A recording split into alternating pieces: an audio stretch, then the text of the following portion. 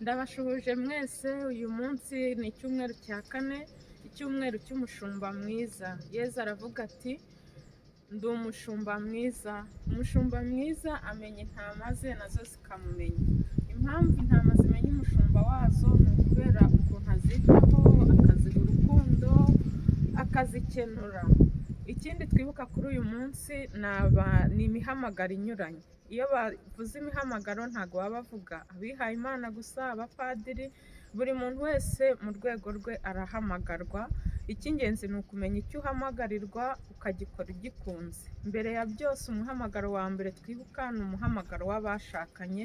Kenshi abenshi batakunda kwibuka ko twese twaba abihaye Imana, twaba abapadiri, duturuka ku miryango, ku babyeyi, kubera yuko ntabwo ushobora kuba padiri utaravutse, ntabwo uzaba masera utaravutse.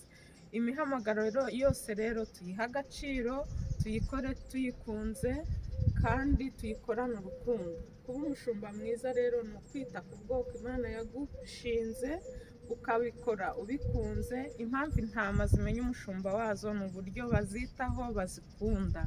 Rero dusabirane buri muntu wese kuba inyangamugayo mu muhamagaro we, kuwikora abikunze. Habamo ibigeragezo byinshi, ariko Yezu yaravuze ati ndi umuzabibu mukaba amashami. Iyo turi muri Yezu twera imbuto. Mu mihamagaro yacu twera imbuto, cyane cyane tubikorane urukundo, ubunyangamugayo, byose bizagenda neza hamwe n'Imana. Ndabakunda mwese, mbifurije kugira umunsi mwiza, icyumweru cyiza cy'umushumba mwiza, kandi dukundane nk'uko Yezu yadukunze. Murakoze cyane, ndabakunda.